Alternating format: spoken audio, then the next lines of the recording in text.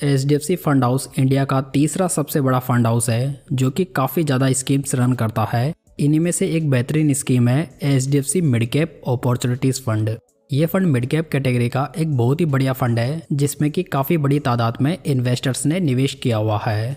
तो दोस्तों आज इस वीडियो में हम इसी स्कीम का डिटेल में रिव्यू करेंगे जिसमें कि हम इसे रिटर्न्स, रिस्क रेशियोज और पोर्टफोलियो के बेसिस पर रिव्यू करेंगे। साथ ही वीडियो के लास्ट में हम ये भी जानेंगे कि क्या फंड फ्रेश इन्वेस्टमेंट के लिए बढ़िया चॉइस है या नहीं। साथ ही ऐसे निवेशक जो कि ऑलरेडी इस फंड में इन्वेस्ट कर रहे हैं उन्हें आगे क्या करना चाहिए ये भी हम इस वीडियो के लास्ट में जानने वाले हैं। तो चलिए वीडियो शुरू करते हैं और सबसे पहले फंड की बेसिक्स की बात करते हैं। ये फंड 25 जून 2007 को लॉन्च हुआ था, यानी कि फंड काफ़ी ज़्यादा पुराना है और इसमें न्यू फंड एज रिस्क मौजूद नहीं है। फंड बेंचमार्क के रूप में निफ्टी मिड कैप 150 TRI को फॉलो करता है। फंड का लेटेस्ट AUM देखें तो ये 77,683 करोड़ रुपीस का हो चुका है, यानी कि काफ़ी ज़्यादा लोगों ने इस फंड में पैसा इन्वेस्ट किया हुआ है। फंड के डायरेक्ट प्लान का एक्सपेंस रेशियो देखें तो ये 0.72% है, वहीं कैटेगरी एवरेज का 0.71% है। तो यहाँ पर यह फंड आपको लगभग कैटेगरी एवरेज के अकॉर्डिंग ही एक्सपेंसिव पड़ेगा। अगर स्कीम के फंड मैनेजर्स की बात करें तो इसे 2007 से मिस्टर चिराग सेतलवद मैनेज कर रहे हैं, यानी कि काफ़ी लंबे समय से फंड मैनेजर इस स्कीम के साथ में बने हुए हैं, जो कि फंड स्टेबिलिटी के लिए बहुत ही बड़ा थम्स अप माना जा सकता है। चलिए दोस्तों अब इस फंड को रिटर्न्स के बेसिस पर वैल्यू करते हैं। यदि इस स्कीम में 5000 की monthly SIP 10 years ago start की गई होती तो आज टोटल इन्वेस्टमेंट 6 लाख रुपीज़ का होता, जिसकी मेच्योरिटी वैल्यू इस फंड में 20,63,000 रुपीज़ होती। वहीं कैटेगरी एवरेज में 19,41,000 रुपीज़। तो यहाँ पर फंड ने SIP के मामले में कैटेगरी एवरेज से बढ़िया रिटर्न्स बना कर दिए हैं। अगर दूसरी ओर इस फंड में 10 साल पहले 1 लाख रुपए लमसम किए गए होते तो आज उसकी मेच्योरिटी वैल्यू 6,55,000 रुपीज़ होती। वहीं कैटेगरी एवरेज में 6,03,000 रुपीज़। तो लमसम के मामले में भी फंड ने कैटेगरी एवरेज से बढ़िया रिटर्न्स बनाए हैं। चलिए फंड के रोलिंग रिटर्न्स को देख लेते हैं। फंड ने लास्ट 10 ईयर्स में 20.86% के रिटर्न्स बनाए हैं, वहीं बेंचमार्क इंडेक्स के रिटर्न्स 21.07% के हैं। यहाँ पर फंड की रैंक 19 फंड्स में से 5th रही है। लास्ट 5 ईयर्स के रिटर्न्स की बात करें तो यहाँ पर फंड के रिटर्न्स 30.70% है, वहीं बेंचमार्क के 30.92% है। यहाँ पर फंड की रैंक 24 फंड्स में से 7th रही है। लास्ट 3 ईयर्स के रिटर्न्स की बात करें तो यहाँ पर फंड ने 26.05% के रिटर्न्स बनाकर दिए हैं, वहीं बेंचमार्क इंडेक्स ने 21.93% के। यहाँ पर फंड की रैंक 28 फंड्स में से 3rd हो चुकी है। लेटेस्ट 1 ईयर के रिटर्न्स को देखें तो ये फंड के 45.22% है, वहीं बेंचमार्क के 47.91% है। यहाँ पर फंड की रैंक 39 फंड्स में से 22nd है। दोस्तों यहाँ पर आप साइड में कैटेगरी एवरेज के रिटर्न्स को भी देख सकते हैं। तो कुल मिलाकर यदि देखा जाए तो HDFC mid cap opportunities fund ने लास्ट 10 ईयर्स में मोर देन 20% की रिटर्न्स बनाकर दिए हैं, जो कि बहुत ही बढ़िया रिटर्न्स कंसिडर किए जा सकते हैं। साथ ही फंड लॉन्ग टर्म में अपने कैटेगरी एवरेज के रिटर्न्स को भी बीट करके दे रहा है। लेकिन दूसरी ओर बात करें बेंचमार्क की तो यहाँ पर फंड लास्ट 10 ईयर्स में अपने बेंचमार्क इंडेक्स के रिटर्न्स को बीट करने में नाकाम रहा है।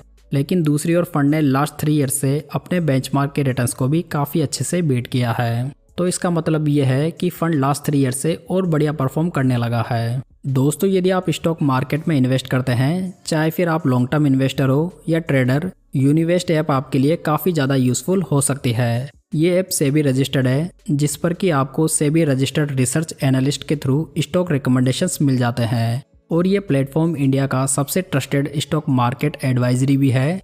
दोस्तों इस ऐप को यूज़ करते हुए मुझे जो टॉप परफॉर्मिंग स्टॉक मिले उनमें BLS इंटरनेशनल शामिल है, जिसने कि ओनली 37 डेज़ के अंदर ही 41% के रिटर्न्स बनाकर दिए हैं। और इसी के साथ जो कोचिन शिपयार्ड का स्टॉक है उसने ओनली 58 डेज़ के अंदर ही 100% के रिटर्न्स बनाकर दिए हैं। इन सब के अलावा बेल ने भी ओनली 154 डेज में ही 109% के रिटर्न्स बनाकर दिए हैं। अगर इस ऐप के कुछ recently close short term trades की बात करें, जिसमें कि जेनटेक का नाम शामिल है, जिसने कि ओनली एक ही दिन में 10% से ज़्यादा के रिटर्न्स बनाकर दिए हैं। HBL पावर की बात करें तो इसने 9 दिन के अंदर ही 20% के रिटर्न्स डिलीवर किए हैं। दोस्तों अगर आप इनकी ट्रेड एक्यूरेसी देखेंगे तो ये भी 90% से ज़्यादा है। साथ ही यदि आप F&O में ट्रेड करते हैं तो आप इनकी कॉल्स को भी ले सकते हैं, जिनमें इनकी फ्यूचर्स में एक्यूरेसी 86% की है, वहीं ऑप्शंस में एक्यूरेसी 81% है। यूनिवेस्ट ऐप पर एक डेडिकेटेड सेक्शन है जहां पर आपको मल्टीबैगर स्टॉक्स भी मिल जाएंगे।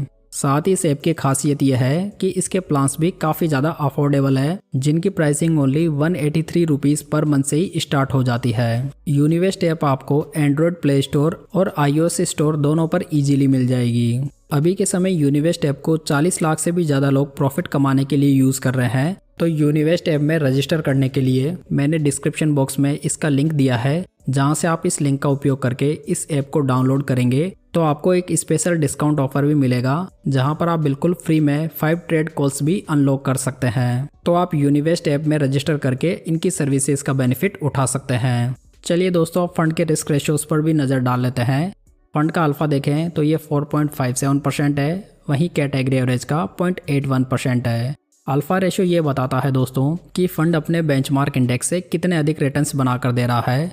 तो यहाँ पर फंड का अल्फा कैटेगरी एवरेज से काफ़ी बढ़िया है, तो इसका मतलब है कि फंड काफ़ी अच्छा अल्फा जनरेट कर रहा है, जहाँ पर इसकी रैंक 28 फंड्स में से थर्ड है। बीटा की बात करें तो ये 0.89 है, वहीं कैटेगरी एवरेज का 0.91 है। बीटा रेशियो जो होता है वो फंड की वॉलेटिलिटी को मेजर करता है, तो यहाँ पर फंड लगभग कैटेगरी एवरेज के अनुसार ही वॉलेटाइल है। बीटा में फंड की रैंक 11th रही है। फंड के साफ रेशियो की बात करें तो ये 1.59 है, वहीं कैटेगरी एवरेज का 1.28 है। साफ रेशियो ये बताता है कि फंड कितने रिस्क एडजस्टेड रिटर्न्स बनाकर दे रहा है, तो यहाँ पर फंड कैटेगरी में काफ़ी अच्छे रिस्क फ्री रिटर्न्स बनाकर दे रहा है, जिसकी वजह से इसकी रैंक सेकंड है। स्टैंडर्ड डेविएशन को देखें तो ये फंड का 13.45 है, वहीं कैटेगरी एवरेज का 14.16 है। स्टैंडर्ड डेविएशन रेशियो ये बताता है कि फंड के रिटर्न्स उसके हिस्टोरिकल एवरेज रिटर्न से कितना डेविएट हो सकते हैं। यदि ये रेशियो ज़्यादा होगा तो फंड ज़्यादा वोलेटाइल माना जाएगा। तो यहाँ पर फंड का एचडी भी बढ़िया है, जहाँ पर इसकी रैंक 8th है। तो कुल मिलाकर देखा जाए तो HDFC मिड कैप के रिस्क रेशियोज काफ़ी बढ़िया दिखाई दे रहे हैं। खासतौर पर लास्ट 3 ईयर से फंड की परफॉर्मेंस में इजाफा हुआ है, सो इसका फ़ायदा इसके रिस्क रेशियोज को भी मिला है। अगर फंड का पोर्टफोलियो देखें तो इसमें 75 स्टॉक्स मौजूद हैं।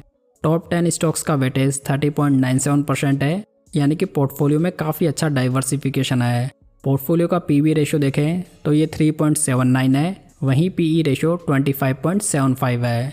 तो दोस्तों यहाँ पर वैल्यूएशन रेशियोज़ के हिसाब से फंड का वैल्यूएशन बहुत ज़्यादा नहीं है, यानी कि ये रीजनेबल है।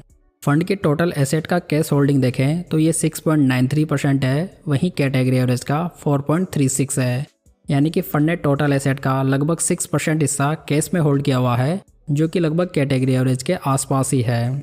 अगर फंड का एसेट एलोकेशन देखें तो इन्होंने लार्ज कैप कंपनीज में 8.93% इन्वेस्ट किया हुआ है, मिड कैप कंपनीज में 72.07%, वहीं स्मॉल कैप कंपनीज में 19% इन्वेस्ट किया हुआ है।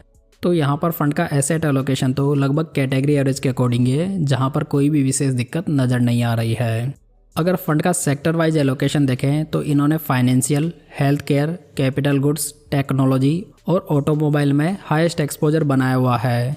यहाँ पर यदि हम ध्यान से देखेंगे तो फंड ने फाइनेंशियल सेक्टर में कैटेगरी एवरेज से ज़्यादा इन्वेस्ट किया हुआ है, जो कि प्रेजेंट टाइम में मेरे हिसाब से ठीक भी है, क्योंकि आने वाले समय में RBI रेट कट करने वाला है और इससे फाइनेंशियल स्टॉक्स अच्छा कर सकते हैं और इसका सीधा benefit HDFC mid cap fund को मिलेगा। दोस्तों आप फंड की टॉप 15 स्टॉक्स की लिस्ट यहाँ पर देख सकते हैं, जहाँ पर कि फंड मैनेजर ने किसी भी स्टॉक में बहुत ज़्यादा एक्सपोजर नहीं लिया हुआ है, जो कि रिस्क मैनेजमेंट के हिसाब से अच्छा माना जा सकता है।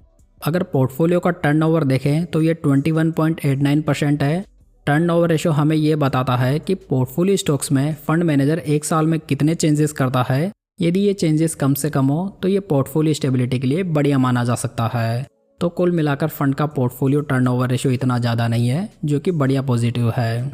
अगर फंड की रेटिंग की बात करें तो इसे वैल्यू रिसर्च और क्रिसिल दोनों ने 4 स्टार से रेट किया है, जो कि अच्छी रेटिंग मानी जा सकती है। दोस्तों किए गए सभी एनालिसिस के बेसिस पर देखें तो फंड में कोई भी विशेष प्रॉब्लम नहीं दिखाई दे रही है। फंड के रिटर्न्स, रेशियोज और पोर्टफोलियो भी अच्छे लग रहे हैं, लेकिन इस फंड को लेकर सिर्फ एक ही कंसर्न है कि ये फंड लॉन्ग टर्म में अपने बेंचमार्क के रिटर्न्स को आउट परफॉर्म नहीं कर पाया है। लेकिन दोस्तों मैं अपने कई वीडियोस में कई बार बता चुका हूँ कि मिड कैप कैटेगरी में बेंचमार्क को बीट करना काफ़ी मुश्किल काम होता है, क्योंकि मिड कैप कैटेगरीज में लिमिटेड स्टॉक से ही पोर्टफोलियो को बनाना होता है, जिससे कि बेंचमार्क को बीट कर पाना काफ़ी मुश्किल काम हो जाता है। बावजूद इसके फंड ने लास्ट 10 ईयर्स में मोर देन 20% के रिटर्न्स बनाए हैं, जो कि म्यूचुअल फंड के हिसाब से बहुत ही अच्छे रिटर्न्स कंसिडर किए जा सकते हैं।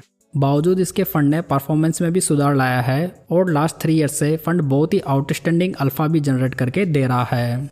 इसलिए मेरी पर्सनल ओपिनियन में अभी ये फंड मिड कैप कैटेगरी में फ्रेश इन्वेस्टमेंट के लिए एक बहुत ही बढ़िया चॉइस बन जाता है। साथ ही जो निवेशक ऑलरेडी इस फंड में इन्वेस्ट कर रहे हैं उन्हें भी इस फंड से कोई विशेष दिक्कत नहीं होनी चाहिए, यानी कि इस फंड को कंटिन्यू भी किया जा सकता है। तो दोस्तों ये थी आज की जानकारी। उम्मीद है आपको ये पसंद आई होगी। वीडियो को लाइक, कमेंट और शेयर जरूर कीजिएगा। साथ ही इस चैनल को सब्सक्राइब जरूर कर लीजिएगा। तो चलिए दोस्तों, फिर मिलते हैं किसी नई जानकारी के साथ।